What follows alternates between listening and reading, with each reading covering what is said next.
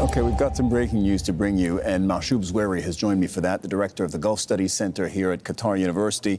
Mahjoub, here is what we're learning at the moment. There, according to U.S. officials, that the Israelis have essentially agreed to a 6-week ceasefire. All of this, of course, in the context of the last few weeks where there have been talks, active talks between, indirect, between Israel and Hamas, mediated by the U.S., Qatar, and Egypt, talks about getting to a ceasefire. We know the positions were very far apart in the beginning, and we know that there's been, well, we figured that there was some kind of improvement, but we didn't exactly know where we were.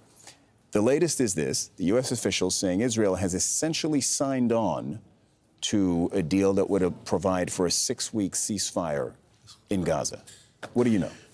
What I know is that until this afternoon, there was a serious discussion about this, but there was a two main issue, which is Hamas wanted to be accepted. One is the withdrawal from northern Gaza, the Israeli withdrawal their troops from Gaza, and secondly, allowing the Gazan people to go back to the north, which basically around, you talk about 700,000 plus something to go back.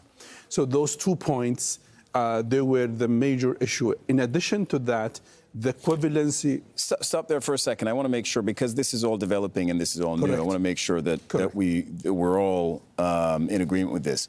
Hamas wants Israel to withdraw from northern Gaza. Yes. This is a change from what they were asking a couple of weeks ago, which was Israel withdraw from all of Gaza. Yes. And Hamas wants Israel to allow Palestinians to go back to the north. But you said 700,000, meaning not all Palestinians. No, we talk about northern Gaza used to have 1.4 million. Yes. 700,000, they went to the south because of Israeli pressure. Now, Hamas says those people should come back to the northern Gaza. So basically, everyone in the northern Gaza should go back. That's the point.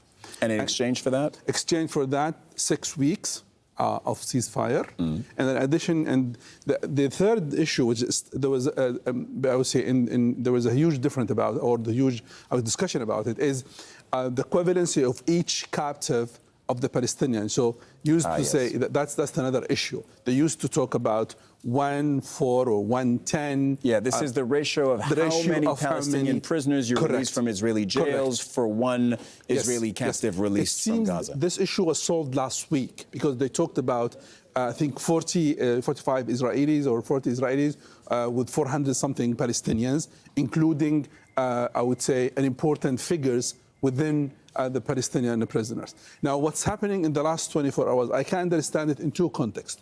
One, the Flower massacres, which basically killed 100 Palestinians, and the reaction of that, which basically add more pressure on the Americans, Europeans to do something. Very quick, we have just a few seconds left. Yeah, and the second point is actually this kind of humanitarian crisis would be basically is rising rapidly, and there should be a solution quickly. Okay. That's all really interesting. We're going to leave it at that for now. We're going to gather more information, bring back and give our viewers a full slate of news, especially on this breaking news that according to U.S. officials, Israelis have essentially signed up on a deal that would involve a 6-week ceasefire. This would be to be implemented sometime before Ramadan, which should start around March 10th, so in the coming days.